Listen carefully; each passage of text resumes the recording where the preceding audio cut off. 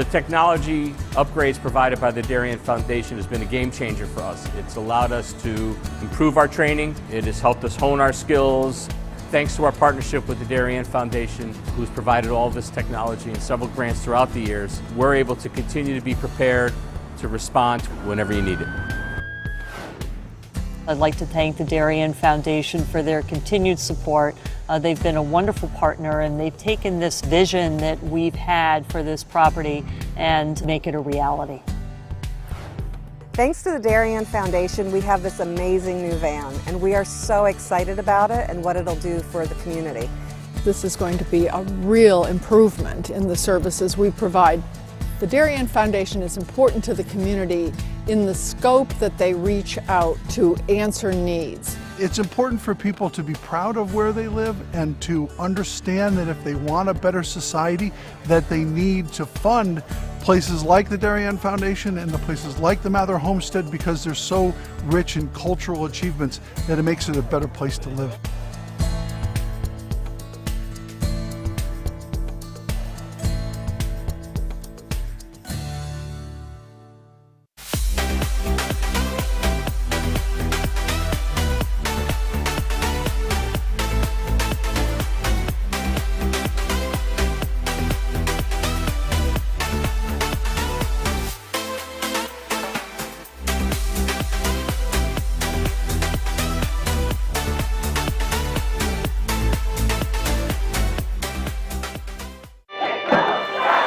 Celebrating and supporting Darien athletes. That is a simple mission of the Darien Athletic Foundation. Broadcasting live from the field, DAF Media covers 125 games a year.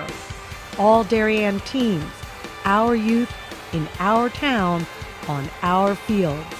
Fields like the Center Oval and Upper Oval turfs, the JV softball field, and Stadium East, the longest turf in New England. All made possible by the Darien Athletic Foundation and its generous founders and donors. The Darien Athletic Foundation is not just committed to building our town's athletic infrastructure, it's improving the civic infrastructure for everyone to enjoy.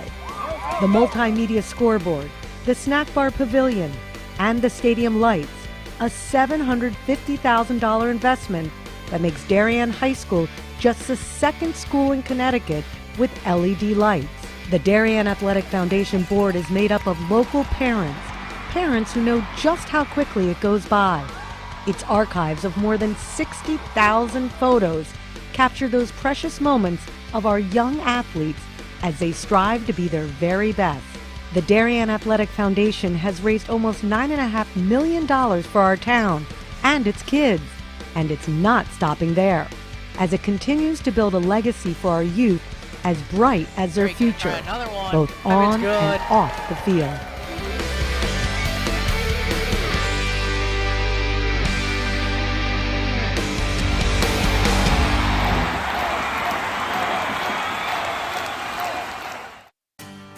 This is David Genovese, founder of Corbin Cares. Corbin Cares Phase 2, in partnership with the Darien Foundation, was launched to support the people who support Darien. Corbin Cares partnered with the Darien Foundation to thank essential workers, teachers, police officers, firefighters, EMTs, town employees, and postal workers who stepped up during the pandemic. Family meals for four were provided by Four Forks, Bodega, Michael Joseph's, 1020 Post, and Parlor Pizza and Wine. Post 53 was treated to a tacos and waffles night with Bodega and the Waffle Cabin. Thanks to countless donors, 910 family dinners for four and 110 posties were served. And the Corbin Cares office was flooded with notes, emails, and letters of gratitude. Thanks to the essential workers and generous donors, you are all that make this community great.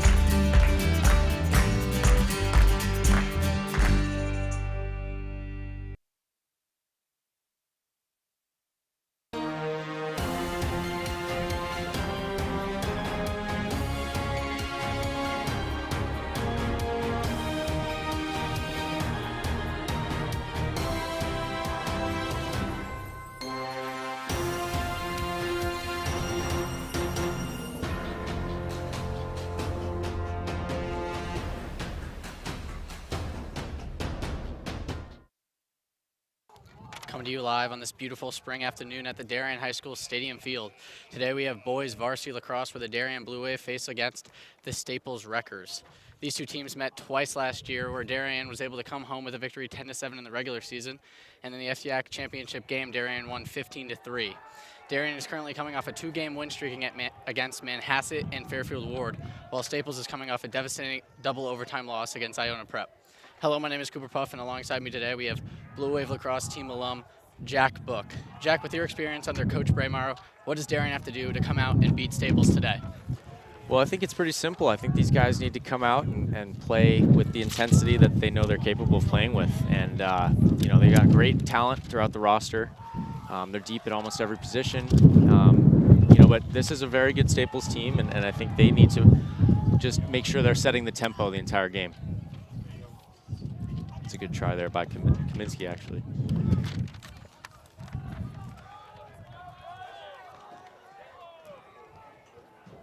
And Darien will set up their offense. Kaminsky coming off the field.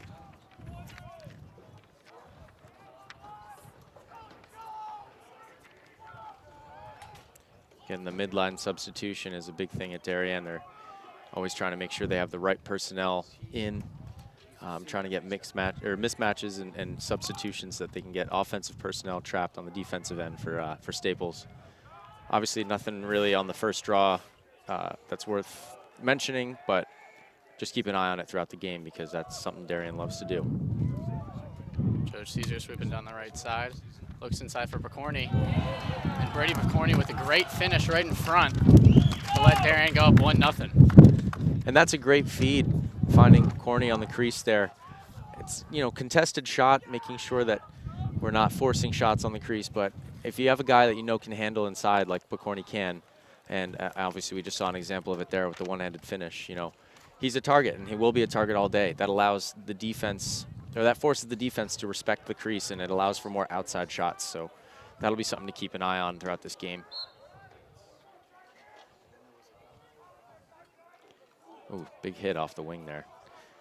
And Westport will get the possession there.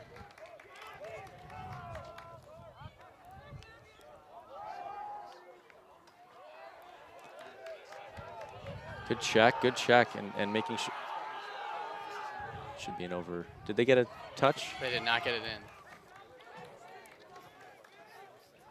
Wow, still haven't gotten it in.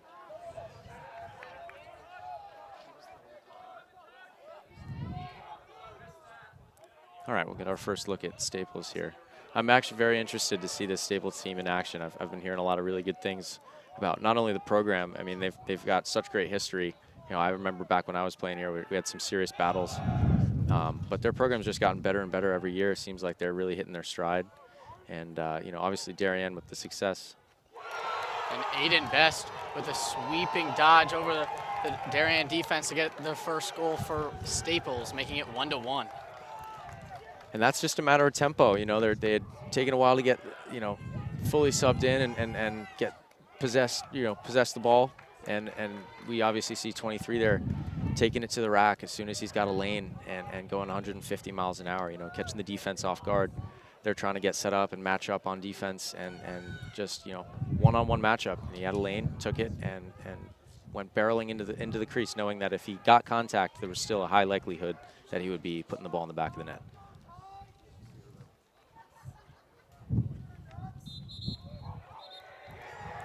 Kaminsky went early.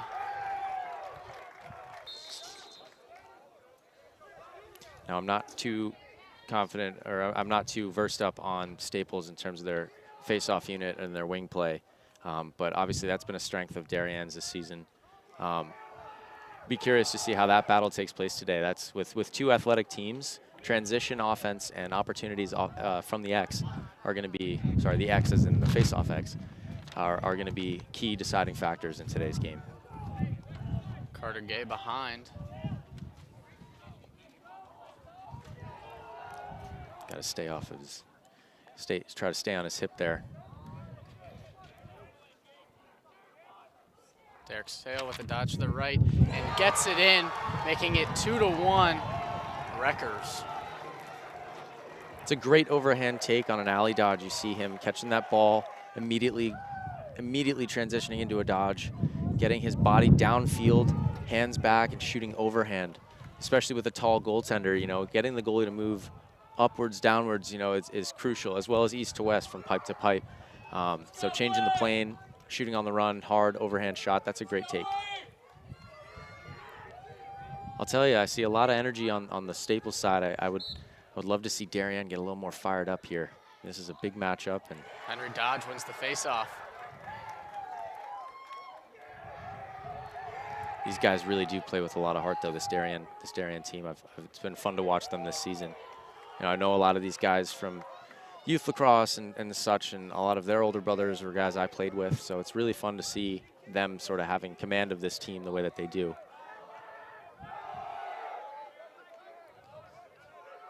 Aiden Kinney just going to bring it to the top of the field there.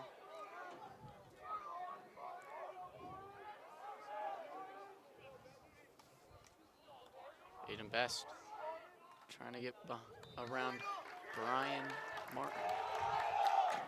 Now, if you're Darien here, you gotta realize, and you gotta take a second and realize that they've been getting shots off. So we gotta get sticks and sticks on the hands and making sure that we're disrupting all those shooting motions, because obviously they're looking like they're ready to shoot and they are hitting the net. So we gotta make an emphasis on getting on their hands early, as to not let them dictate the tempo of this game. It's another great take there. I tell you, they're really going to the net hard.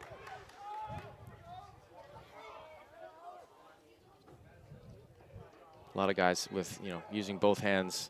Seems like their offense has got a good handle on their stick skills, as the shot will be backed up by Staples. We're curious to see if they're going to run any inbound offense today.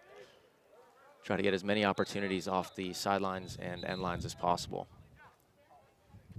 Looks like an injured Colin McCann. Patrick Thurlow to take his place. It's tough to see that this early in a game. Obviously, you never want to see anybody get injured, but when you got a player who contributes as much as McMahon does, having to come out and take a breather, get assessed, it's always tough, especially in the first quarter. Tyler Clark working against Jake Wilson. Great Good save by Weibel. Tell you what I notice about Staples as well is I'm seeing all their sticks are up by their ear, and they're banging these passes right off their ear, overhand. And oh, that's another solid take. I wouldn't say that was the best shot selection, but Darien's defense did a really good job there, matching up and shutting down opportunities. It looks like they sort of realize that they've got just as much command over the outcome of this game as the offense does. I mean, that's how Darien teams always roll. It's you got offense and defense going at it every day, 6v6, 1v1s. This is a full team effort, and it's always been that way. So good to see the Darien defense getting a good stop there. Corney getting it to Joe Caesar. And here's a ready dodge. That's a good no-go there. That's a good yellow call from Picorni. His brother with a great dodge over the middle there and a great look. Just really didn't want to force that shot. I mean, you got to value possessions, especially when you're down, and you got Staples having long possessions the way that they have been so far. Definitely want to. And they're going to call a crease violation there. And that's a good call. Obviously, they had him on the back, but anytime a guy's leaving his feet like that, it's a risky take. But a guy like Minikis, obviously he's more than capable of hitting that shot consistently. So I assume they're calling his number constantly, and that's the shot that we're. If you're Darien, you're confident in Minikis taking that shot. See a little midline substitution from Staples as well. Darien's done a good job so far. I mean, they run a lot of two-way middies, so a lot of the times they're when making substitutions on the defensive end, they already have guys sort of set in, and they can really get in the right position, get in the right scheme. But just like that, as soon as they, green light comes, Staples' offense is getting right to work.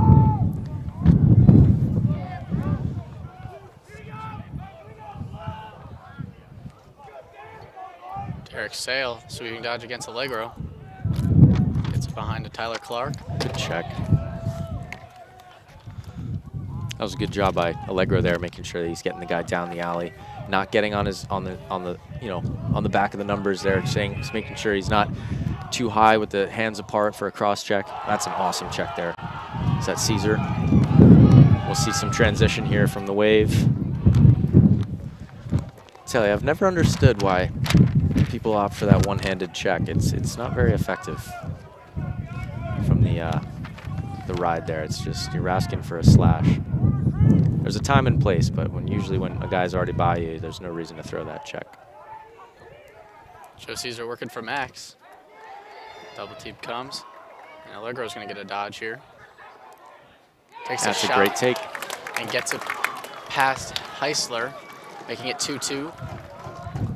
Great job by Caesar pushing and knowing that he has an opportunity after a transition opportunity from Darien, retaining the ball, giving it a, testing out the net, seeing if there was an option for him to come around from an invert and get a look. But he got a lot of he was contested, had a lot of pressure on him, and was able to hold on to the ball and deliver a great pass to Allegro there, who just a nice strong alley dodge overhand to that low corner. I mean, that's a goal 90% of the time. It's one of the hardest shots to stop in the game of lacrosse. Dodge wins it again, and here comes a fast break from Staples.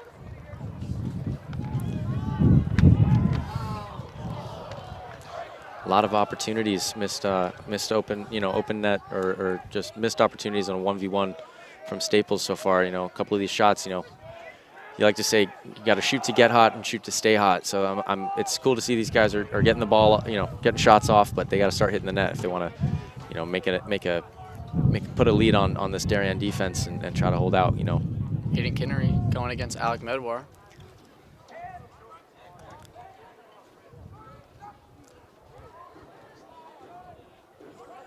Good job recovering by Darien's defense there. Wow, that's a good coach defense. Coach Segreta.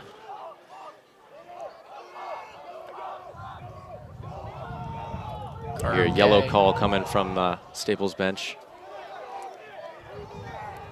Took him a while to register, but it's hard when you're getting yellow calls and the guys are already in the midst of an offense. It's really hard to slow down the momentum.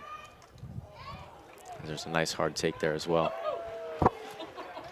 I will tell you, as hard as these guys are going to the net, there are some looks that I would say, it's better to just hold the ball and possess. I mean, we saw Darien early, not forcing it, not forcing the issue with the exception of the Picorni goal. It's good to attack the rack, but every now and then you do need a moment to get a good settled opportunity going, because you got to trust in your system and you got to trust in your personnel.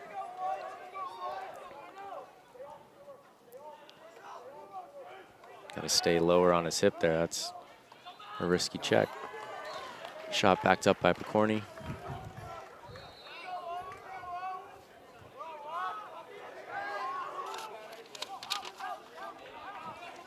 Riley Strube settling it. Strube fighting to get the middle there. As a midfielder, as any offensive player, when you're dodging from a wing, it's important to get the middle. You'll see a lot of guys cut underneath and try to get that inside shot. But Michael the defense Nealon doesn't have to work hard. Starting the fast break for Staples. Good job stopping that break from Darien. We got to match up, though.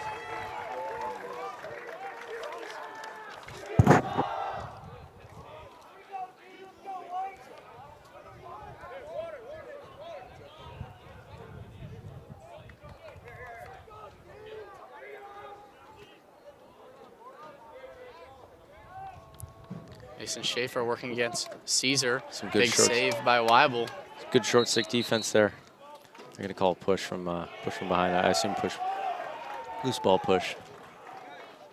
And it'll be out in the alley there. Okay. So far, a great game. It's been really fun to watch these guys sort of spar. I mean, obviously, the history of this matchup is got a lot of great games. We've seen a lot of great players, both sides. Mason Schaefer, Another great stop by great Weibel. look, but unable to finish once again.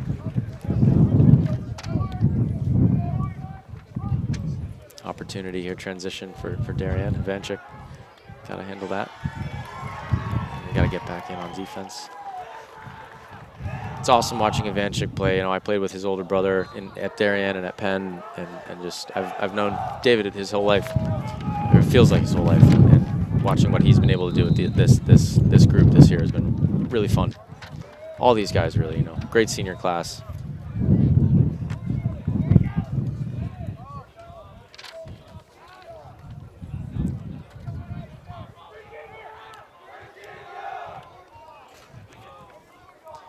Both benches extremely focused. If you look down the line, you can see all these guys are dialed in. They're all paying attention to what the coach is saying, echoing calls. More so on the Staples side, you hear them echoing calls. You know, that's just not something Darien typically does, but you know, guys standing at attention, ready for their opportunity. And Derek Sale finds a cutting Charlie Howard for the go-ahead goal. That's a good time to use the low-to-low shot. You got a goalie who's tall like Weibel. You drop your hands, and a lot of the times goalies are expecting that shot to come up into the upper corners there. And anytime you drop your hands and finish low, I mean, that's essentially you're not changing the plane, but as a goalie, you're almost conditioned to expect that guy to shoot up in the you know, upper 90s. So great decision to keep that low to low, especially as the defense is rotating there.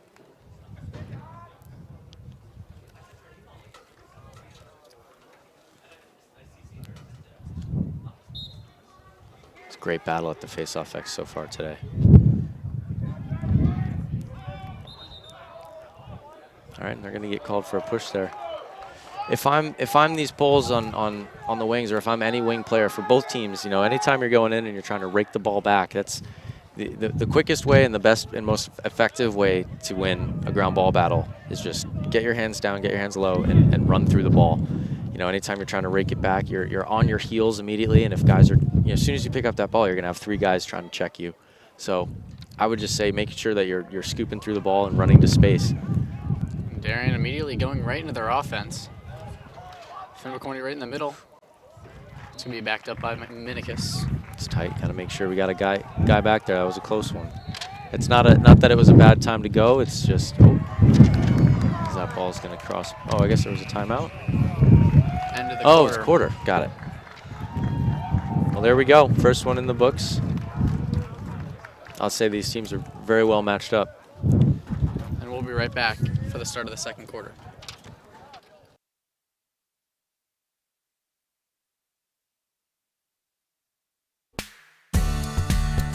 The technology upgrades provided by the Darien Foundation has been a game changer for us. It's allowed us to improve our training. It has helped us hone our skills.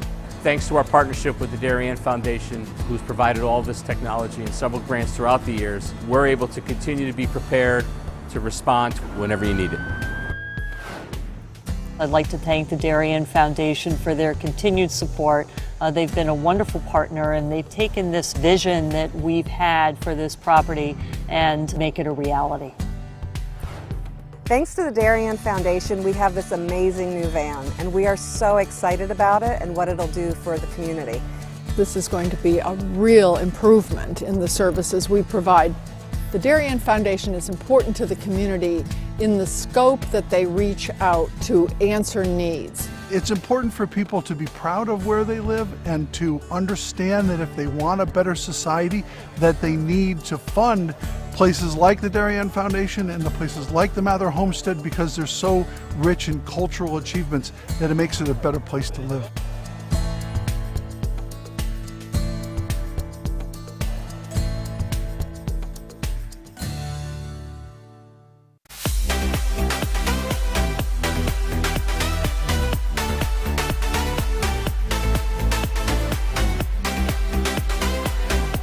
Back for the start of the second quarter of the Staples Darien game.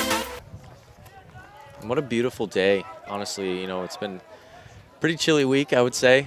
Got a lot of, you know, especially here at Darien, you get a lot of, you know, pretty nasty wind, especially on the oval and in the stadium here. It's kind of like a wind tunnel, but wind sort of died down. I mean, where you get the occasional gust, but the sun's been out long enough where it's really warmed up. So great day for lacrosse. Comiskey went early on that face-off.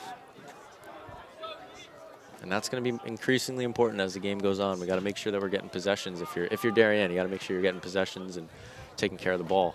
You know, I think Staples has done a really good job being deliberate with their possessions. I mean, we saw that a couple years ago with Ridgefield, and then again this year with Buchanan. Guys just taking the air out of the ball, running their offense, making sure they're doing everything as perfectly as possible. I mean, anytime somebody plays Darien, you know, they want a piece of the program that, you know, the legacy that this program has, and rightfully so. I mean, these Darien kids work really hard, but it's amazing to watch how much the FCIAC has risen in terms of, you know, competition. I mean, it's always been a competitive league, but now instead of, you know, people always used to say Maryland was the hotbed of lacrosse, and now you got the New York area, greater New York City area, Long Island, Connecticut.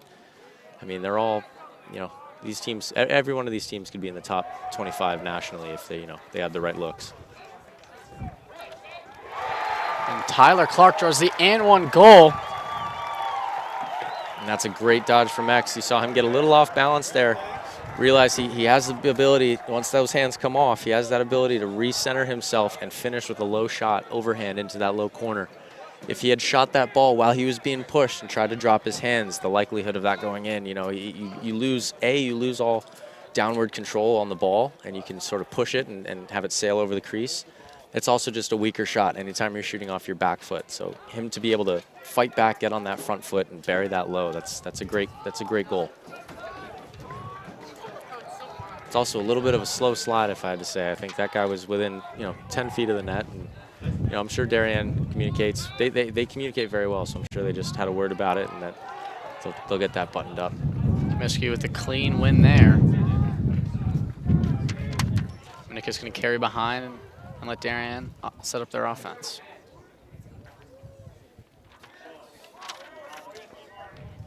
Oh, excuse me. I think I was calling Barnett Minicus earlier. I was just used to the number 4. Sorry, Matt. That was my bad. Minnow family. It's great to see. You know, this is the last Minicus, right? Yeah, it's crazy to see. You know, I played with Colin, and obviously growing up with all these guys and the youth program, and just knowing everyone's little brothers and whatnot. Just watching every one of the Minicus family sort of graduate and go on to, you know, have careers in college. You know, it's been awesome. So I actually just saw Mr. Minicus is actually right here next to us. It's good to see them out here.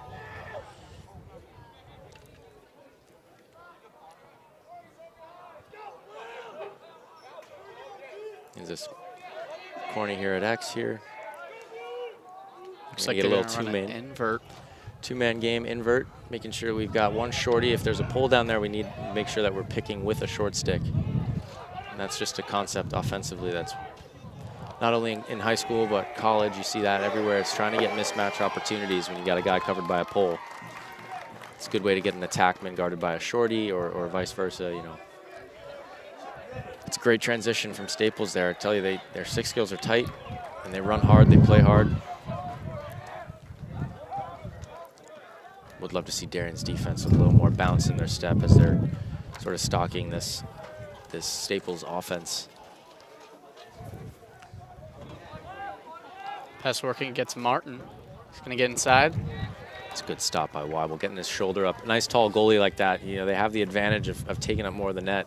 And so as a result, you see a lot more of these taller goalies really utilizing their bodies because they don't have to fly the stick as far, you know. And Weibel's a tough kid, so he probably, you know, goalies are nuts. You know, they love that you know, some of them love getting hit by shots. Helps to wake them up and get them dialed in. That's a great job using your body there.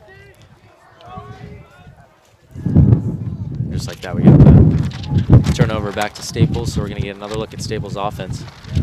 You notice they're being very deliberate with the ball here and taking their sweet time against this Darien defense.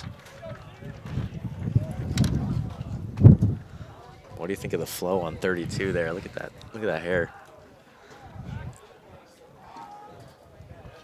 Almost a step down opportunity. Good job on the short stick defense by Darien. I've noticed every short stick D-midi today, or two-way midfielder has done a really good job staying on the hip, staying with their guys, you know, trying to reduce all the you know, hands up on the shoulders and up and into the head, you know, but really driving these guys' bodies, making sure that we're turning guys down the alley when they need, you know, we're trying not to get topside.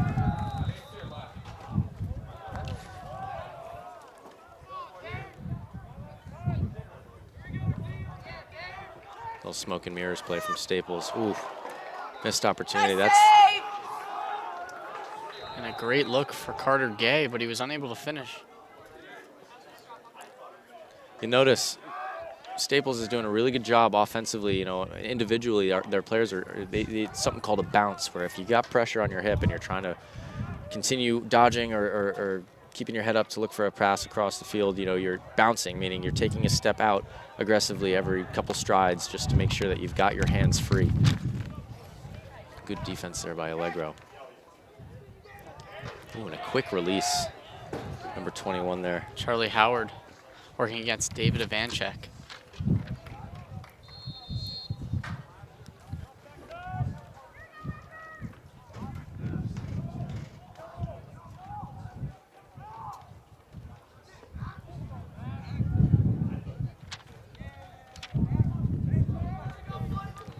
Staples going to run a little invert for their own. Got to keep our heads on a swivel if you're Darien's defense. A lot of guys are ball watching there. I mean, you're trying to realize their set and trying to figure out what kind of offense they're going to be running. I get that, but making sure that we're keeping our heads on a swivel, that's a big thing. You'll notice Staples sort of doing the same thing here as they're getting checked in, making sure that they've got their personnel all set up. It's tough off of inbound situations because you got to be anticipating what kind of offensive, you know, you watch film, you understand a team's offense, you got to make sure that you're knowing what sets they're getting into so you can know where the slides are going to be. But I would love to see Darien match up on offense here a little bit too. You know, you hear the term match up on defense, you know, guys, you know, knowing who they're supposed to cover. I would love to see Darien figure out exactly where the matchups are on offense, get guys dodging one-on-one. That's a great take there. I'd like to keep that overhand, but that's a quick release on that low shot. And like I said earlier, the low-to-low shot is a lot better than a low-to-high shot. Matthew Minikis had a great opportunity there as he was given a short stick. We got a little two-man game potentially going on here at X as well with Caesar and Barnett. And that look there across the middle, you're trying to get your step downs in, but it's also anytime you're dodging, it's, you know, dodge to score. Joe Caesar just a bit wide.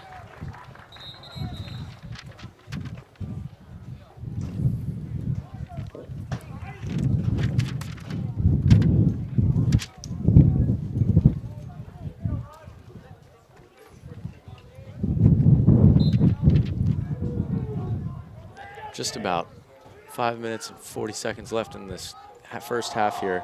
Got to see some, that's a great take. That's a great take and a great shot. And Joe Caesar capitalizes on his fallen defender and buries one for Darien, making the score 4-3. Good to see the mosh pit still alive and well. Guys getting after it there. Shout out to the freshman team and their bench mafia. I told them I would give them a shout out. They got their own Instagram account and everything going. Those guys are a bunch of knuckleheads. I told them when they were coming to watch this game today that they should take a look at the varsity bench and just watch how disciplined they are, how focused they are. But then, you know, obviously when the team scores a goal, they're allowed to go absolutely nuts. So first time ground balls there, it's crucial. And in games when they're this close, you got to make sure you're coming up with ground balls the second they hit the carpet. You know, you don't want to be taking multiple cracks at it. Anytime the ball's on the ground, I mean, that's anyone's ball. And they become increasingly important as time winds down. And Riley Strube just going to get a touch there. And Darien's going to work it behind.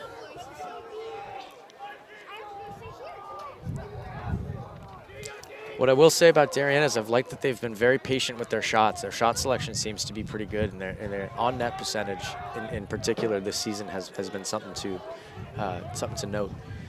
So I love that they're taking their time. I mean, they got to be, you know, they're confident in their abilities. I mean, it's Darien High School, you know, and they practice hard, they train hard. A lot of these guys have been in the program here at the high school for a couple years now. I mean, obviously playing as freshmen, you know, on the freshman team, but a lot of guys get called up for tournament team and have experience on this varsity squad. So having confidence in their offense and their schemes is huge. So, you know, being deliberate's okay, but at some point you gotta start to want to put some in and really start throttling this defense, because that's when you're going to start to see the seams break.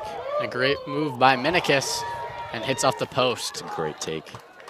But just like that, that's something I'm talking about. These one-on-one matchups, trying to dodge hard at the net, break this defense down, see where their weaknesses lie. You got to really poke and prod to figure it out.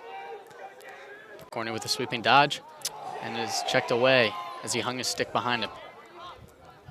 That's a good take, but you always as a midfielder, especially when you're coming over the middle, you got to know that that guy's going to be on your hip, you know, and attackmen, you know, they have the 6-foot pole, so a lot of them are trained to sort of keep that stick up by their ear. That's And Allegro with a big rip from absolute about bullet. 10 yards out. Just a rocket from Allegro.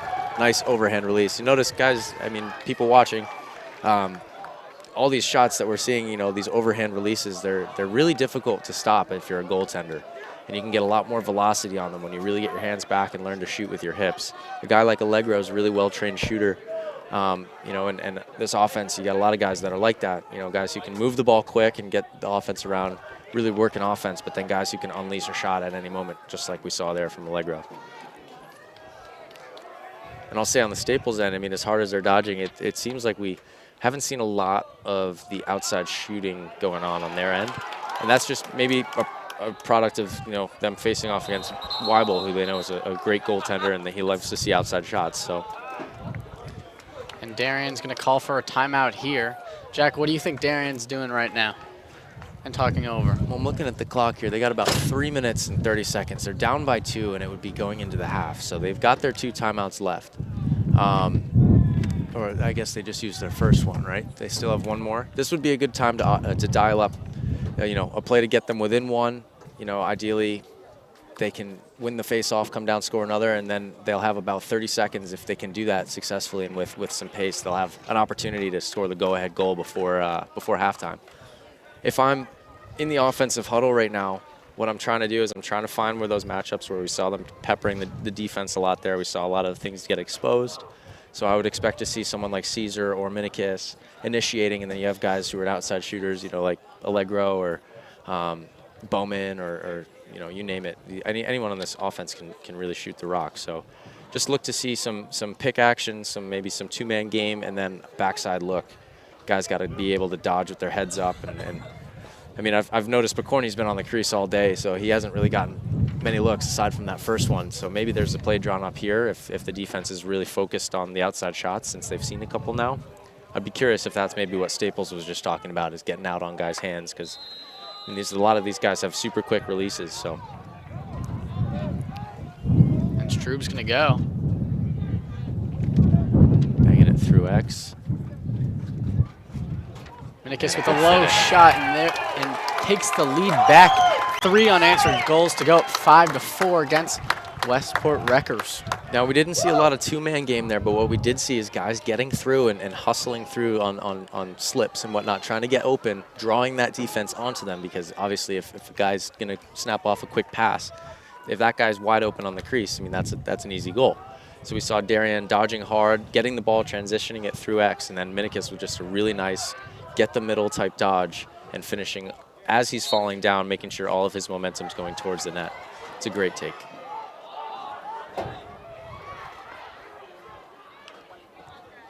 First time ground balls, gotta just go.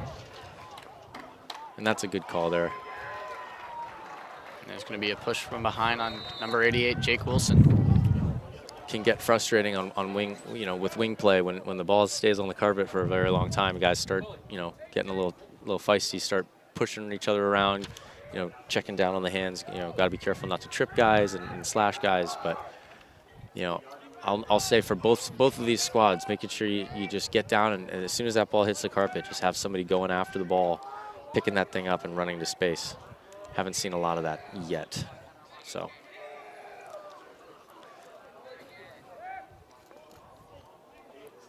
Leo Sequenza looks for a shot and gets it right over the shoulder of Cameron Weibel, making the score 5-5. That's a good overhand release there. Nice, you know, having that, finishing your body towards the net, being able to shoot over the top and over Weibel's head. Anytime a goalie's seeing an overhand shot, it's a lot harder to see the release point.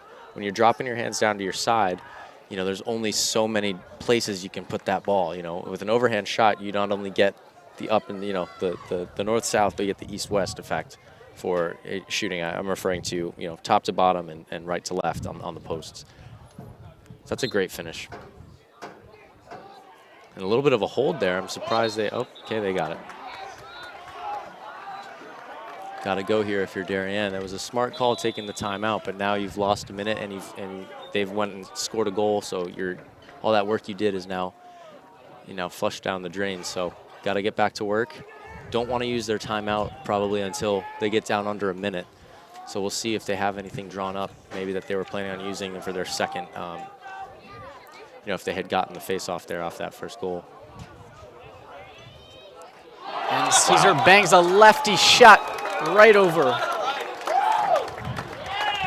Telling you, having use of both hands, I was never really one that, I wasn't a guy that liked to shoot with my left very often at all, but, I always envied guys who could go both hands and really let shots go with heat. And Caesar being having that great righty shot and that great lefty shot.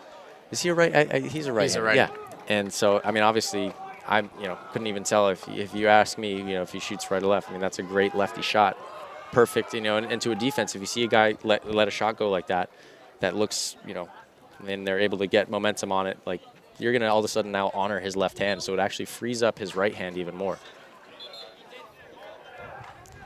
They're going to call a hold against Comiskey. A great back and forth battle between Dodge and Comiskey.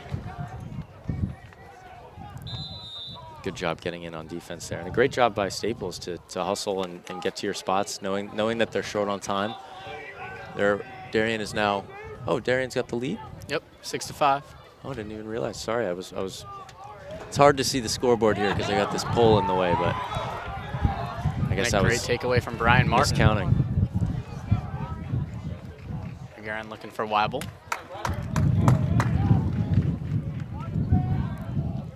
Good job by Darien sort of taking their time here, making sure that they're not forcing anything with such low time on the clock, and that's a great handle by Caesar. But even in that situation, you got a guy like Caesar, he's a very capable athlete, and he's got phenomenal stick skills, obviously. So when you're catching that ball, you have to make sure that your head's up, but that's also a memo to your teammates. You got to be in a spot where you're visible on a clear. You can't be hiding out behind your guy, where a guy like Caesar, he's not going to be able to see you back there. So that situation we had, it looked like all of Staples' defense really collapsed on him. And, that's an opportunity where you can sort of get a pass into Caesar, and then there's a quick outlet pass upfield, and then all of a sudden you're in a fast break, sometimes even a 5v3 situation. So definitely something to watch out for and maybe improve on the next opportunity. Hayden Best lost the handle of the pass. And it's going to stay. And it's going to be Staples' ball. Ref indicated that it was going to be Darien ball. I was sort of scratching my head there. I was like, how could that be Darien ball? And here comes the first timeout for Staples. So 28.5 seconds left. If I'm Darien's defense right now, I'm focusing on our strong points, okay? We got a lot of guys who are great on-ball defenders, and obviously our zone defense,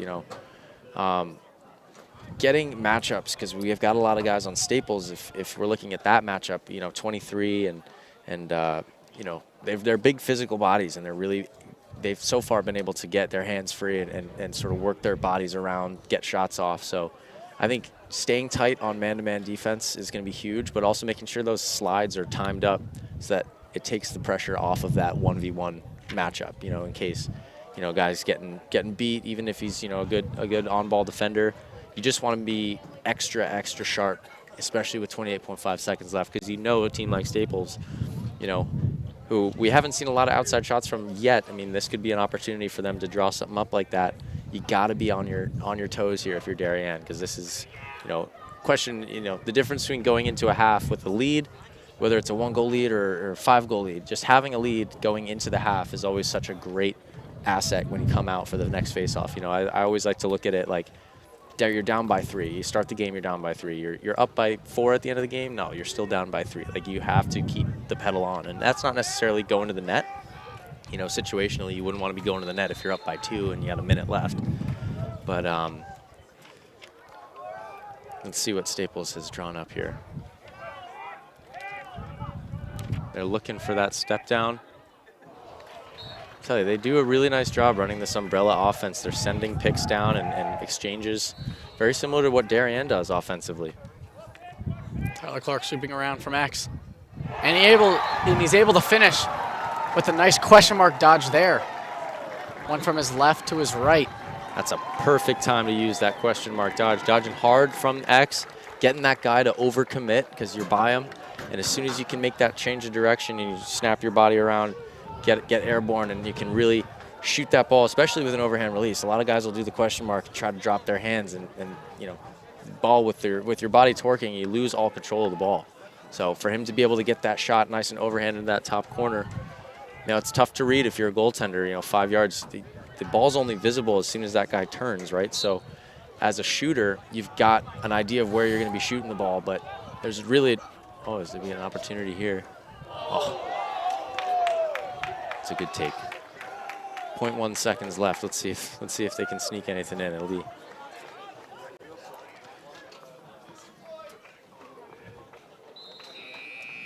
Yeah, just a little too little time on the clock, but okay. Going into the halftime tied up. Tied score, 6-6 at halftime. Jack, what do you think Darien's going to talk about at halftime?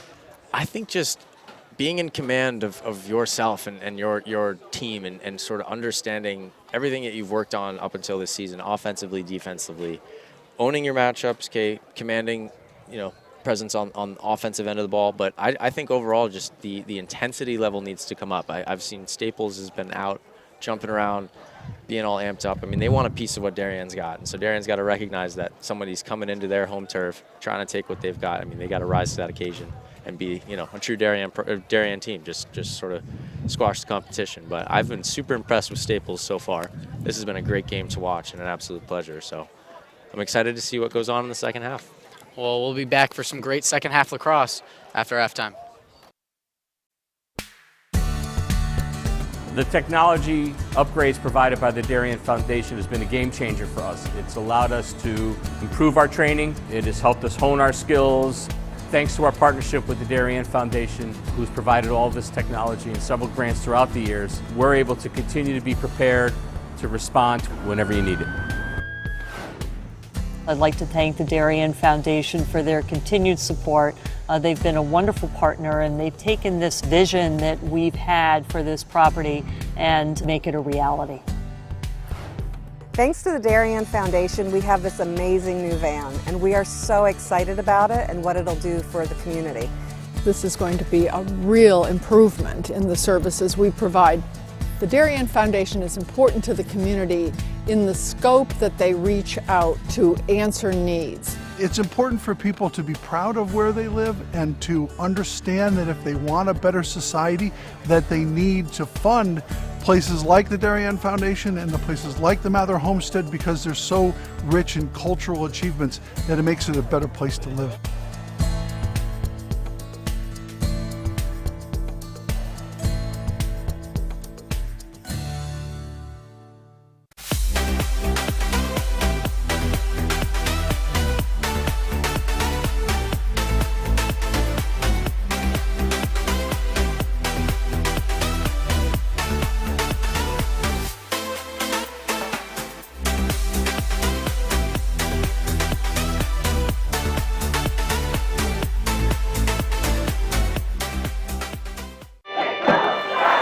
Celebrating and supporting Darien athletes. That is a simple mission of the Darien Athletic Foundation. Broadcasting live from the field, DAF Media covers 125 games a year.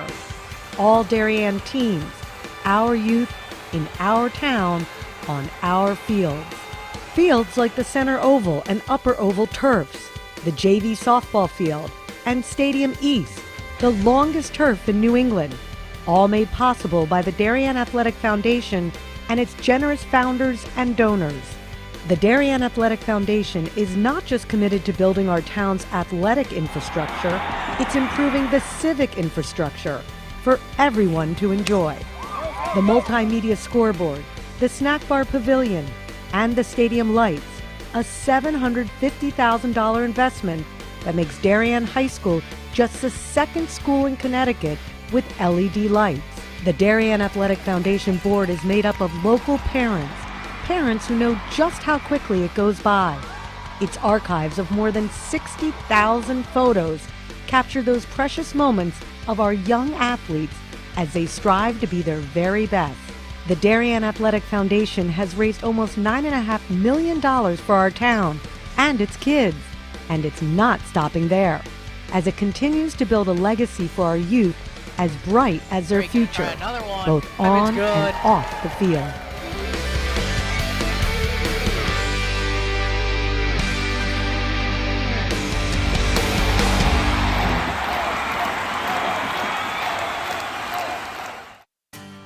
This is David Genovese, founder of Corbin Cares. Corbin Cares Phase 2, in partnership with the Darien Foundation, was launched to support the people who support Darien.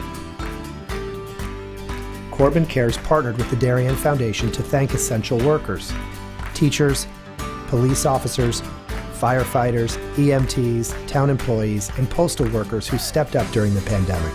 Family meals for four were provided by Four Forks, Bodega, Michael Joseph's, 1020 Post, and Parlor Pizza and Wine. Post 53 was treated to a tacos and waffles night with Bodega and the Waffle Cabin. Thanks to countless donors, 910 family dinners for four and 110 posties were served. And the Corbin Cares office was flooded with notes, emails, and letters of gratitude. Thanks to the essential workers and generous donors, you are all that make this community great.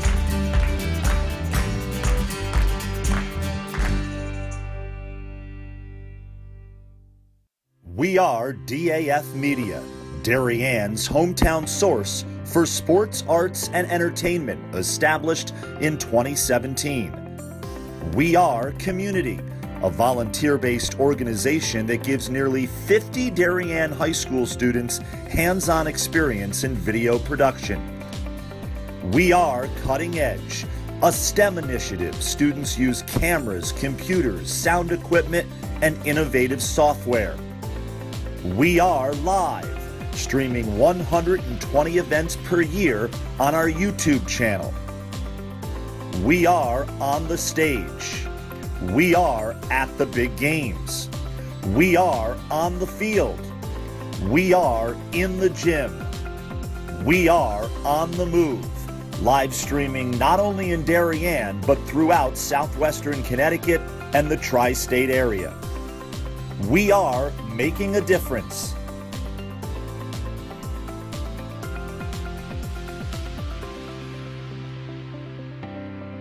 We are DAF Media.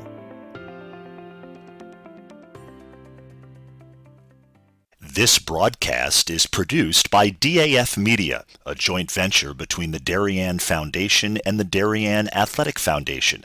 The production is staffed by student and adult volunteers from the town of Darien and southwestern Connecticut.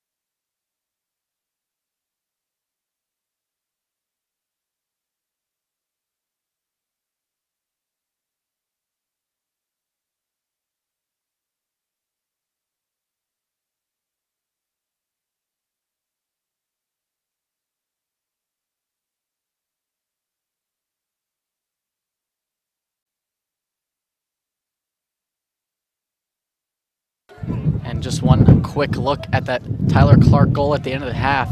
We're going to see him dodge to his left hand and get that quick question mark dodge and finish with his right hand right over the goalie of Cameron Weibel.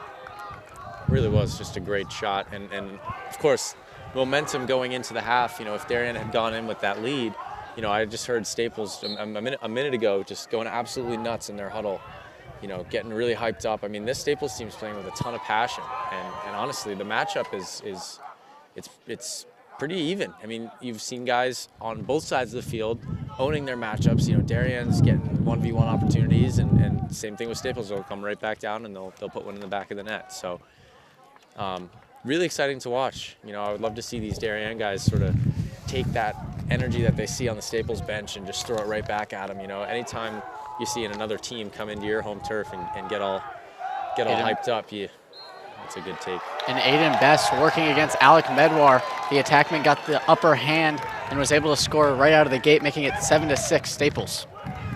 Right out of the gates as well. I mean, that's for sure gonna. I mean, they're setting the tone for this second half, sort of letting Darien know they're like, all right, we're here. What are you gonna do? And so Darien's got to rise up and you know, put a few in on them early and show and sort of remind them who they are.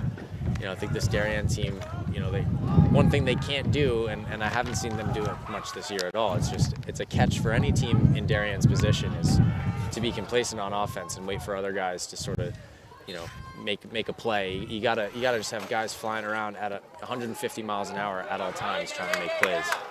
As that's a great ground ball there for Darien in the wing play. Riley Strube carrying it around as Darien sends in their starting middies. A little urgency. I would love to see a little urgency, and it looks like they've got a little pep in their step. This Darien offense does. So, getting a late substitution here as Caesar checks in from the midline. He's got a short stick on him, and it looks like he's going to be carrying over to that righty alley, trying to get a little bit of a wing dodge. We'll see what goes on the backside. Nice move. And a great finish there, and a better look from Caesar. He was able to get right around his defender, and that slide came in immediately, and he saw it and got it to Allegro for the goal. And that's just great presence, knowing your teammates' strengths. I mean, Caesar's got that great swim move there, that quick little, you know, having the confidence to go one hand over the guy's head and immediately getting that bottom hand back on the stick to deliver a strike right to Allegro, who's got all sorts of real estate on that side of the field to let go a shot. And he opted to shoot a little three-quarter release. I mean, that's just a tough save for any goaltender to make. So, really nice job there, understanding two-man game and knowing your teammates. Got to scoop through these ground balls though. Can't sort of flick out of the way of it. I mean, you got to be willing to take the check on the forearm there and run through. And it's hard to do, truly. I mean, you know, it's not easy to go into anything and be like, all right, I'm just going to take a slash on the forearms. But that's what you need to do if you want to dominate possession time in this second half. You need to be flying around and putting your body on the line to get these balls. And that's the only way you're really going to put a team away, especially a team as capable as Staples, because they're rising to the challenge. We're going right back to Caesar here on that alley for that wing dodge. So that seems to be the look that they're coming out with in the second half. They're going to really press for these wing dodges as we got Picorni now out of the crease, trying to get topside. Got a good feed to his brother. Does a good job taking care of the ball, making sure they're not having any silly turnovers. As now we see Staples pressing out. And Brady realizing Picorni has the mismatch now. Darien's trying to dodge, trying to get opportunities off of the dodge, so Staples is recognizing that and really pressing out. That's a decent look inside. I mean, it's a little bit of a force on that backside pipe, but if you know your personnel, I mean, a guy like Minikis can catch that thing and put it in the back of the net. So that's a good look. Got to be careful though. Anytime we're throwing the ball down towards GLE that way with that much pace, you got to have a guy at X to be able to stop that ball from going out, because that's not a shot. So good job, stick protection here, number 32. Getting away with a bit of a ward there. And that's just good physical defense. staying on his shoulder, making sure he's not hitting him in the back or pushing him from behind. You don't want to take a penalty there. You know, give them an opportunity just after a long offensive possession to get a man up, because that takes everything you just worked for. I mean, even though they didn't come away with a goal, it takes all the effort you just made, and sort of you tie your hands. You know, we'll see what Staples is going to look to. What kind of offense they're going to try to run here. Good job getting the wheel. Just barely out of the reach. As games go on, you know, you get complacent, you know, conditions change, your sticks, you know, get a little worn in, your body's getting a little more tired. You got to stay on top of your fundamentals and your stick skills. If you're trying to change up the way that you're passing or the way that you're, you know, shooting the ball, I've noticed just in general this second half, Staples' ball movement looks a little sloppier than it did in the first half. And Aiden Best with the second goal of the game, taking the 8-7 lead. And I'll tell you what, that's a phenomenal, like, he's done it all day today. He's really doing a great job of getting around his man, using his body to get in front of that defender, and sort of using his, you know, having the stick in his left hand, bringing it back to the right, firing on that far side post. That's a phenomenal take, and we've seen it a few times today. So Darien's got to step up and recognize that that's his tendency, and they got to figure out a way to turn him around and have the ball, you know, have them bang the ball back around to the other side of the field. 23 is definitely, you know, a dodger and a scorer for them, so they got to recognize that. It's been a great battle at the X. It's just these ground ball. There we go. There's a good ground ball by Comiskey there. Got to get upfield now. Strube as the Staples defense starts to collapse on him. Got to stay off his back there. And he bounces off a hit from Henry Dodge, and he gets a touch.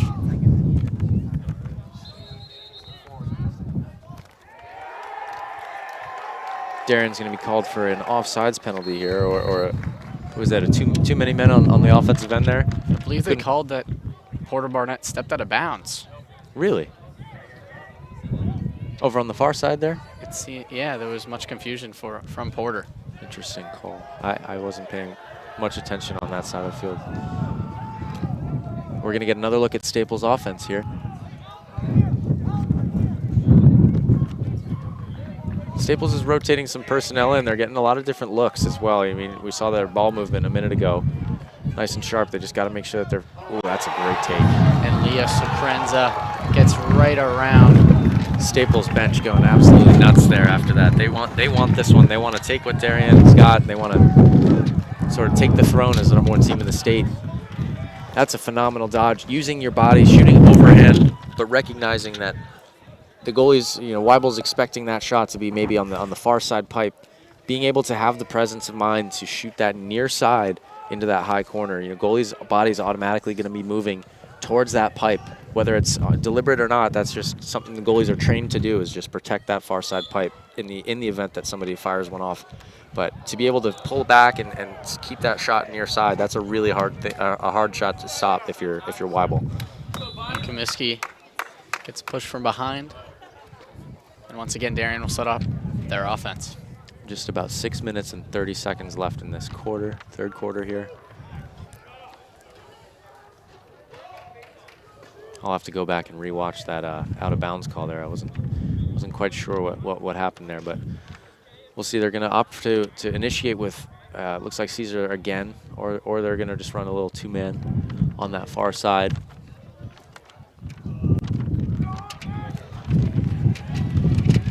Nicholas looks for Picorni on the crease, unable to find him, but Allegro backs it up. Tough pass when your momentum's going towards the box and you're trying to throw across your body across the field. That's a really tough pass to get off with force, unless you're really sort of torquing your body. If you've got a guy on your hips, all of a sudden that becomes, you know, a low probability look. So good job by Allegro retaining possession there after the ground ball, the strip. I tell you, if you're Darien, you got to find somebody who's willing to go to the rack here. You got to start dictating tempo and getting shots off, because you know you're down by 2 goals now, and there's just over 5 minutes. McCorney left. On the crease. That's a good look. Second doorstep goal for Picorni today. Guy who obviously got exceptional hands, able to finish inside. I'll admit I wasn't looking directly at the play. I only caught the tail end of it, so I wasn't sure who had the assist there. Do we? I believe Joe Caesar had the assist there. Caesar.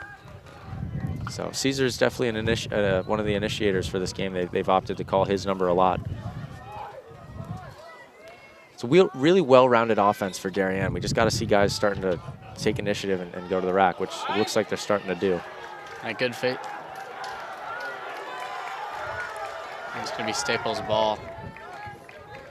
Gonna need a big stop from Darien right now if they're looking to go into this fourth quarter with the lead.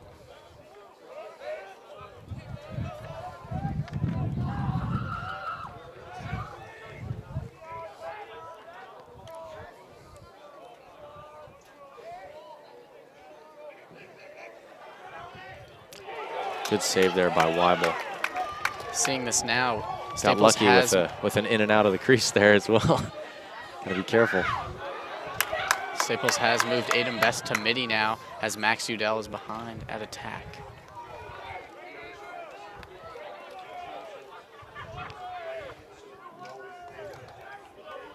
That's a great job by Patrick Thurlow in transition there, making sure he's getting the ball into the zone, getting a touch, and then going all the way down to the crease, making sure at all costs that the ball is retained, that Darien's going to be able to get a lengthy possession and an effective possession out of this this opportunity here.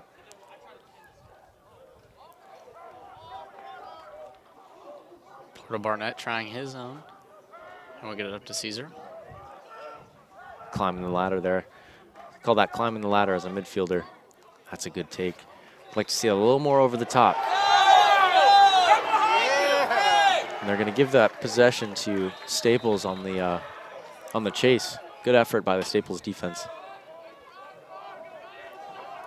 Climbing the ladder is essentially when you throw a pass across the top of the field and then you actually get yourself higher up towards the midline, so that way you're dodging with a lot more of a tactical advantage from a dodging perspective. You have more of the field to control and dictate how you're going to approach your defender, and therefore the defense itself, because the slide package is based on that initial dodge. So it's interesting to see they're just sort of well coached to the point where they know to do that and get themselves the best look. Good job retaining possession from Staples. And Mason Schaefer good shot takes off a shot off the pipe. And Darien returns the favor with a great effort by Minikis to track down that ball, be the closest one to where it went out. So we'll get a look at Darien's offense. It looks like they're already fully subbed, so they should be going. This is an opportunity to go green and try to get an early look. 3 minutes, just over 3 minutes left in this third quarter.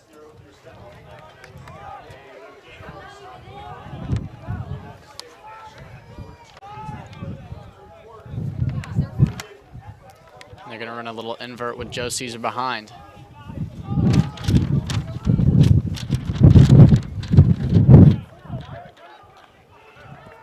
Got to get these passes up. Allegro. Good job by Allegro. Unable to handle the first one. Got to hold on to it. That's a push. That's a push from behind. Okay, so that'll stay Darien ball. Initial effort, great job by Allegro to retain possession there, defend that guy, box him out, and make sure he's getting the ball. But just a good check by Staples to put that ball on the carpet once again.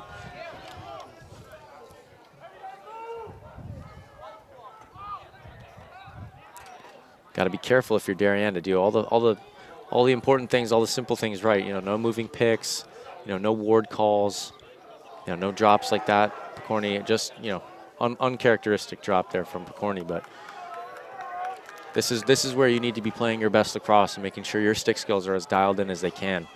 You don't want to be throwing the ball away or having any forces or anything like that, because every opportunity that you miss is another opportunity for Staples to expand on their lead and keep the pressure on Darien's defense. Good job with the bounce there. Picorni with a right hand shot. Goal, tying up this game 9-9. Overhand, I'll tell you, it's just you shoot the ball overhand, the ball goes in the back of the net. It's amazing. That's a great dodge, getting that guy on his hip, having the patience to not just dodge and fire one at the net, just knowing just how to get that guy on the back to where he wants it so he can get a good, high-quality shot off and stick one like he did just there.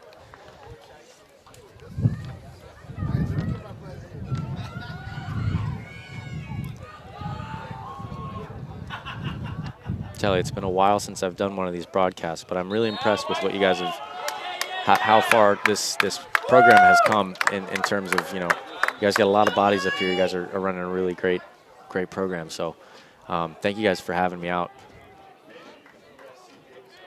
We got Caesar here. It looks like, okay, yeah, they're going to try to run looks like a 42 look, which is.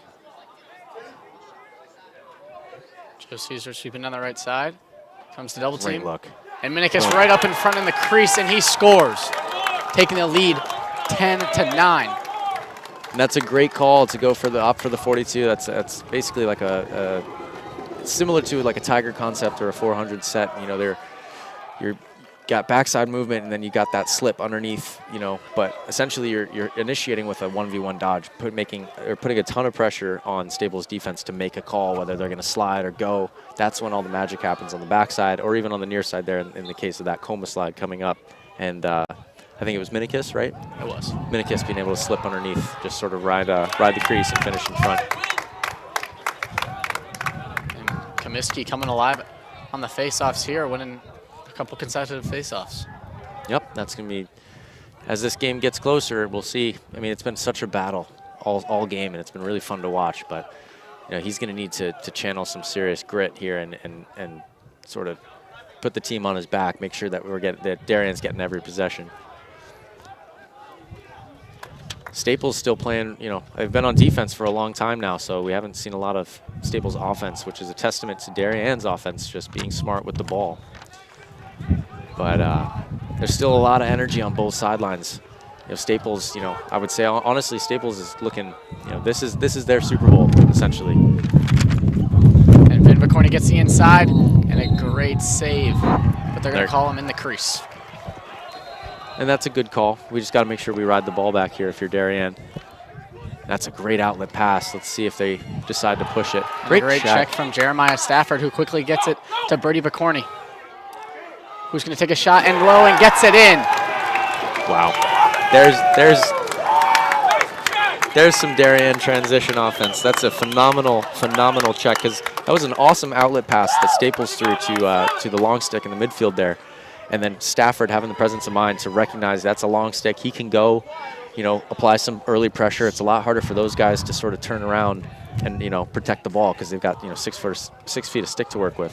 So that's a phenomenal check. And for him to, to pick that ball up, push downfield, make guys have to slide upfield as they did, hit Picorni on a strike. And then Picorni, I was going to say, careful, you got to lead now, so you don't want to force anything. And Henry Dodge once again goes early. And that'll be the end of the quarter. Wow, what a third quarter. This is a great game, I'll tell you. This is fun to watch. There's blows being exchanged on both sides. It's great to see both teams have really sort of elevated to the point where they're at right now. I mean, both teams are totally fired up. And we'll be right back after this short intermission.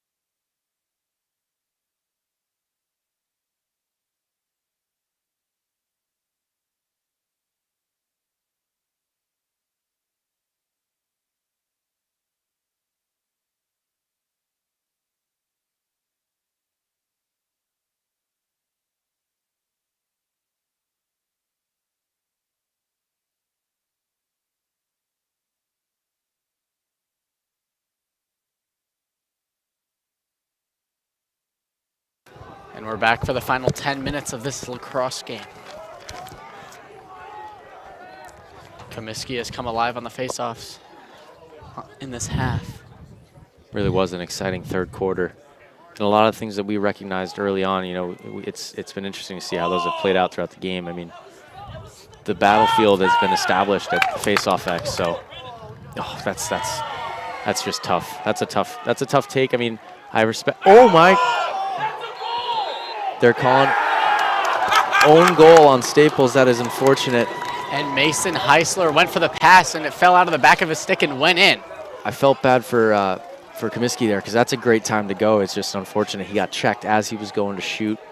Wanted to get the tempo going right out of the gates, and I understand it. So they got one back there. That's super tough. I feel bad for the Staples goalie. I mean, anytime you have an own goal situation, it's such a rarity. So hopefully he's able to move past it and stay dialed in, you know, move on to the next one. An unlucky turn of events for Will Heisler there. Darien's bench giving it to him a little bit.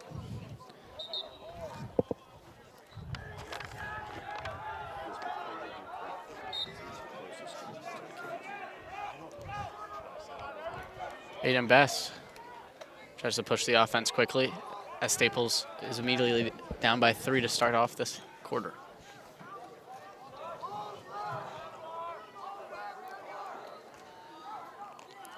Leo Sequenzia gets it to Aiden Best. That's great defense. A great save from Weibel, who immediately looks for the outlet to David Ivanchuk with a great pass. Great job by Alec Medbar there, getting a hand on that Dodger early. Number 7 on Staples, just sort of pestering him on the hands, making him make a decision about whether or not he's going to dodge early, getting just at least a little bit of pressure on his hands, forcing him to initiate. Then a bit of an overcommit on Medbar's part, just trying to play him down the alley. I mean, quick guy turns around real quick. Medbar kind of shoots down the alley, but Darien's defense recovered. I mean, 23 came around trying to get a shot off, and they collapsed on him. So that's great team defense there, knowing their strengths and being aggressive going after the ball. You can be a lot more aggressive on defense when you're, you know, obviously you have to be if you're down, losing in a situation. But if you've got a 3-goal advantage like they do right now, it's you can take a little bit more risk in trying to get the ball back and you know, trying to dominate possession time in this fourth quarter. Good decision to pull it out there. And Darien definitely starting to take their time with this lead, not rushing or forcing any kind of shots. And Joe Caesar misses over the top. Trying to sneak that near side, it looked like. Sort of went right over the middle of the crossbar, but his body was aimed to that far side pipe. So got a good amount of momentum on it. He's just got to get that shot down. Good time for these guys to be shooting for low corners, honestly, on the Staples, you know, defense, especially later in the game. It's just a higher probability shot.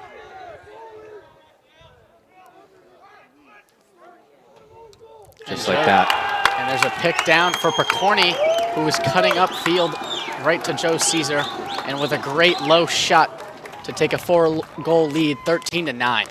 Nice overhand release, buries it in that bottom corner. That's just, like I've said it a few times today, and you know I say it to the freshman team quite a bit. You know, making them, you know, their transition to the high school game. It's hard for them to see. You know, dropping the hands.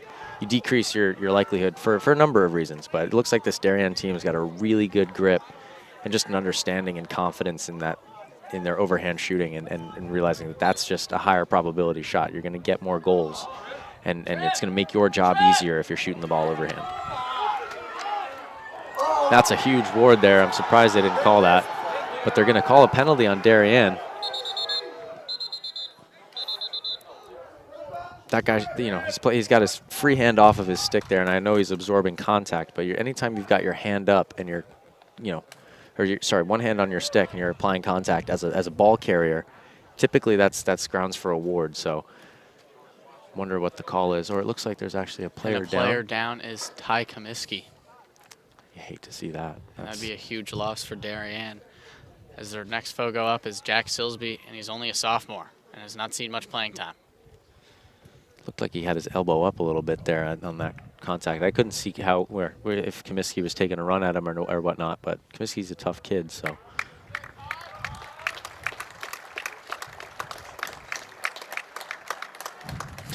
giving it right to the Staples bench. He's a competitor, I'll tell you that. We'll see. If this game starts to get chippy, you know, I mean, anytime you have a hit like that or a moment like that, it can really change the dynamic of a game. I wouldn't say the momentum so much, but all of a sudden it goes from, you know, being a relatively peaceful game to guys sort of going at each other. So hopefully both teams can keep their heads.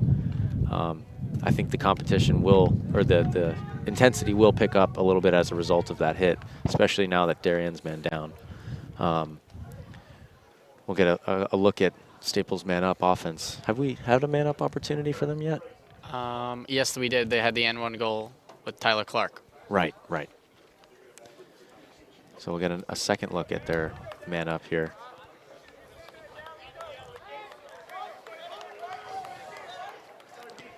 Stafford in the middle of this man up, or man down defense for Darien, operating the string, making sure he's covering a lot of range, keeping their sticks up in the passing lanes.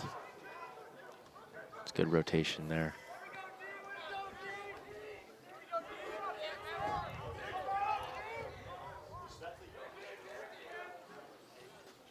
And a lot of communication coming from both teams here.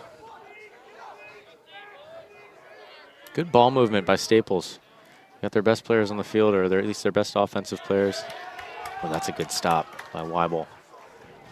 A lot of momentum on that shot, so tough to retain at the angle it was at the angle it was saved at. A timeout taken by Staples. All right, that's a good man up opportunity. I mean, they didn't get any significant looks off, but they retained possession, and that ground ball there was huge. So good call by the Staples head coach to call a timeout in there, even though there's 8:42 left. I mean, you at this point when you're down by 3, and you have an opportunity like you do right now, you know, with an uneven strength situation. That's a good time to settle your guys down, take the last few minutes or last few seconds of this penalty, and try to draw something up. So I'm curious to see what kind of plays they can work out here. Not much time remaining on this penalty. Darien's done a great job to kill it. See Comiskey here on the sideline, helmet back on and getting back in the huddle, so it looks like he's going to be good to go. Comiskey's a very tough player. He plays running back, so he's always taking a lot of hits in the fall. Love a running back, especially a running back who's a Fogo, who's just an absolute horse of an athlete who loves to use the body, loves the contact, but you know, obviously putting your body in harm's way at times, as we saw just a moment ago. But good to see him back up and getting dialed in to come back in and make a difference.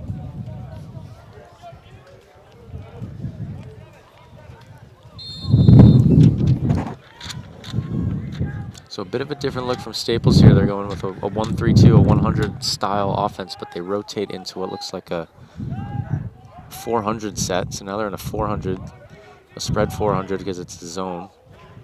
And penalty is over. Wow, that's a good man down. Good man down by Darien. Good job holding them off. So now they got to match up and get the right personnel on the right guys without leaving somebody wide open. So that actually might be, I don't know, from my angle it looked like White might have had the step there. But another look at this 6v6 offense here from Staples. They've been really fun to watch, I'll tell you what. And a great stick there from Mac McGarren against Tyler Clark, and here comes a... Got to get upfield and you got to run to space. Stay off the sideline. You got all the field to work with, so a lot of guys like to run, especially football guys. You'll notice they love to run towards the sideline. In transition, you've got all the open field is to the middle of the field, so the space is there. You don't want to get yourself bottled up. So good job by Patrick Thurlow. That was Thurlow there. Good job by him recognizing he was getting boxed out in the sideline and opted to change direction, get more to the middle of the field.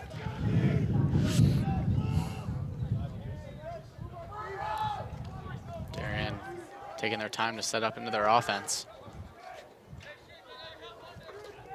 And with a 4-goal lead here, I'm curious to see what Darien decides to do. I mean, they want to take the air out of the ball a little bit and shave some of these minutes off, but you can't be doing that, you know. And an errant pass there from Joe Caesar. Just unlucky, just, you know, got to be able to move on from it. I'm sure Caesar will. His teammates tapping him on the helmet there saying, hey, next play, you got the next one, just, you know, dial it back in. And that's just unfortunate. But you see that even at the highest levels. You see guys in the PLL doing that. You see guys in college. It's just part of the game. So you got to be able to expect that, or you got to be ready to expect that. Total shift of, oh, geez. Cameron Weibel comes up big there.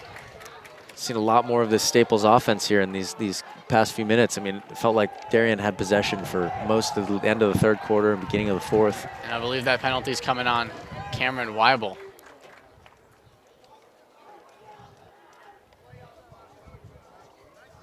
We'll see if it's looks like it'll probably be a dead ball foul. And Carter Hagen's going to enter for at least a minute here.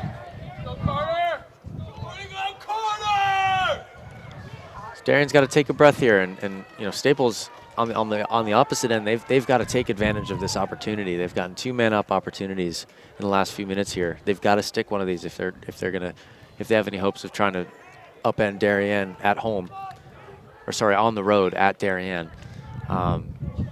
This is a crucial possession if you're Staples, and for Darien, you gotta get a stop here after especially after a penalty of that nature. Staples has a great opportunity here as they have a cold goalie.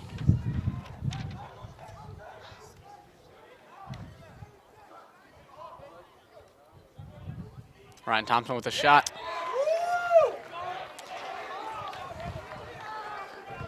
It's next man up, so for Hagen, you know, this is a great moment, but he sees a lot of shots during practice, I'm sure, and, you know, he knows this defense. He plays with these guys, and they all respect him, and that's a great stop. Coming in off the bench, making a save like that. Carter Hagen should be very stoked with himself right now. That's a great stop on a man up. All right, so Darien's got to sort of settle down here, recognize that they've gotten 2-man down opportunity, or they've had 2-man down segments in the last couple minutes. They need to give their defense a break. So hopefully nobody's going to the net with any sort of reckless, you know, recklessly going to the net. We need to make sure we're getting good possessions and good shots off, kind of like what we were doing early on in the game. You know, very deliberate in our shooting and our shot selection. So, all right, Staples needs to step up on defense. I'm curious to see, you know, if they can sort of flip the script on Darien's offense and match up on defense, sort of find mismatches. I mean, it might be tough to find mismatches against a talented Darien team as this one, but they do need to stop. They do need to get the ball back, so they're going to have to play aggressively and try to get on these guys' hands.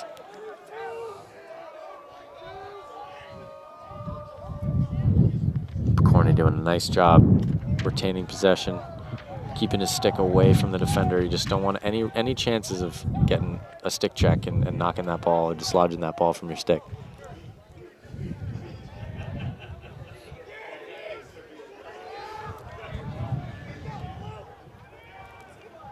Little rocker step there from Barnett.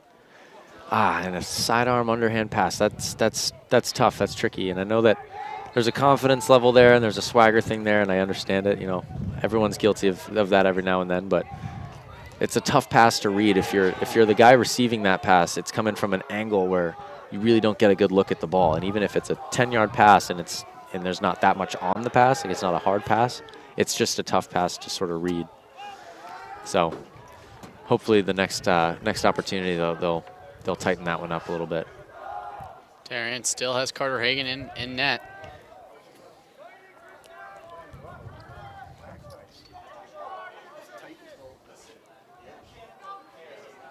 And Tyler Clark looking for a cutter.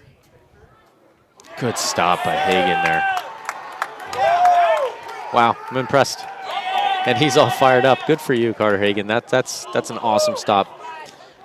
Now Picorni's got to recognize there's a guy coming. Oh, and a timeout called by Darien. Yeah, Picorni not having his head up, whether it was, you know, not his fault, just a tricky situation. Got a guy coming in off the bench as he's looking towards the middle of the field. So as soon as he turns his head, he recognizes there's a guy on him. So he was able to evade the check, and coach was able to get a timeout call. But you have to know in transition, there's always going to be a guy on you. Even if there's not, your mentality should be there's a guy trailing me, and I can't hang my stick, or I got to keep my head on a swivel on offense, you know, making sure we're not taking any, you know, silly turnovers or any checks that we maybe don't see coming. And we'll be right back after this short timeout.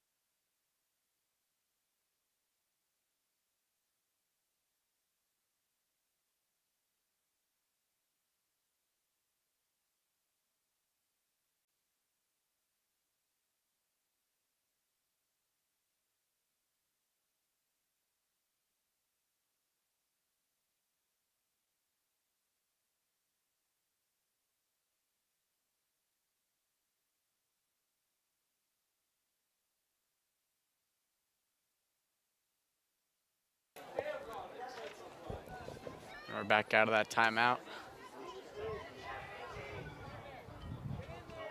As we're going to see Riley Strube take it behind.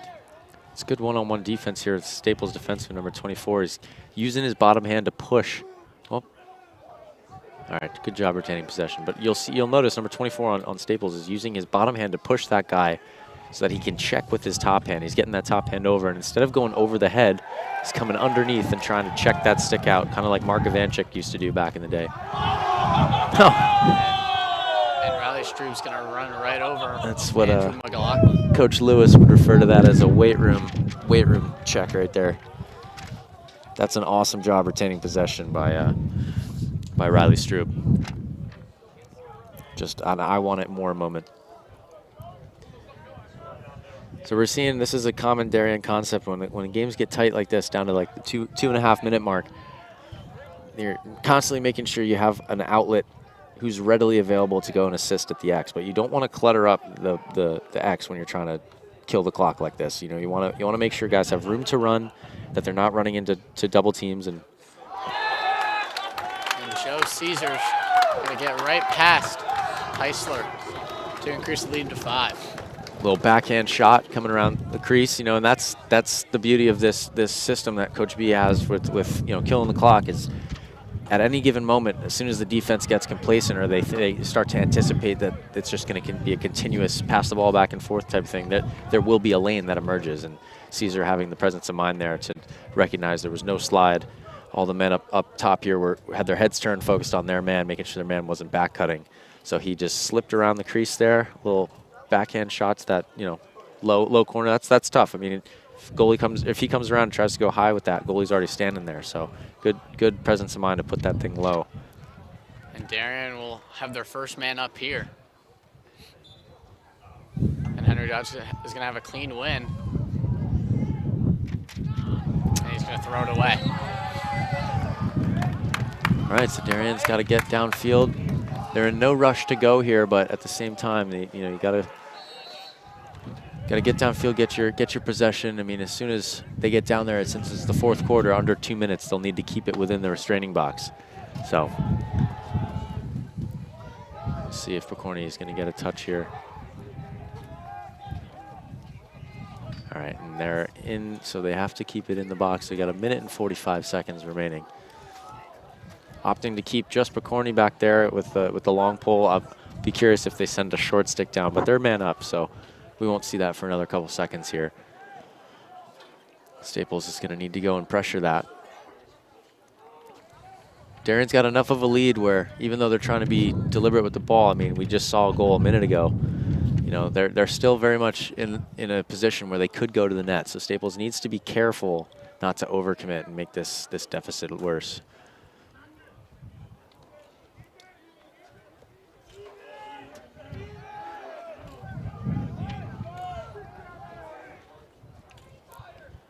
Right. Back to the two-man game. And they're going to call, what, a moving pick, or was that a ward? I believe they called a ward there. All right, so Darien's got to ride the ball back here.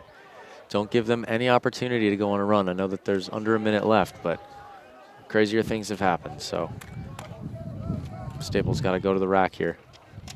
It's a good take.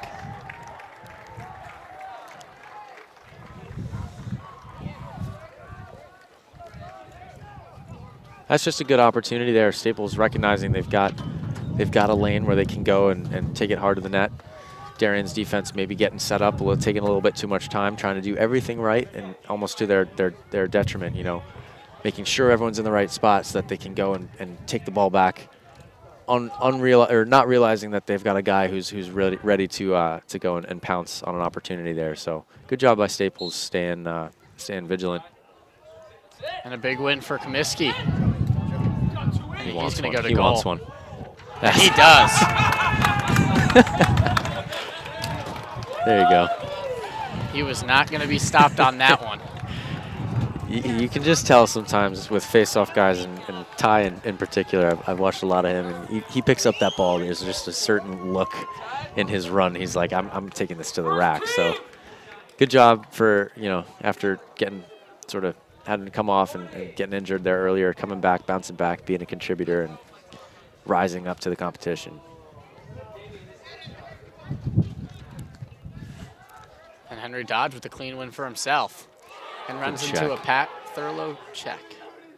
That's a good, that was almost a very, very good goose play there, but just brought it a little bit too far back to the middle of the field. Normally it's with goosing, like you want to teach guys to just pick up the ball, but in situations like that where the ball's going to the end line and you can only really get, you know, enough to flick the ball upfield towards your teammate. I mean, because if you were to pick that ball up, your body's momentum with such a short distance to the sideline, it might be hard to stop and deliver a strike or a pass to somebody. So, and that is the game. Darien will go on to win 15-10 with time running out. And that's a great team win for Darien. I thought all facets of the offense and the defense looked great today. I mean, there were moments where Staples was really sticking it to them, and I got to commend Staples for how they came out and played. Really, really impressive group of kids, and on both sides, but Staples in particular, you know, ton of respect for that program and everything that they've accomplished in the recent years. But yeah, super stoked for the Wave here. That's a big win coming into the latter half of the season. So hopefully they can ride that momentum through the last few games of the season and into the postseason.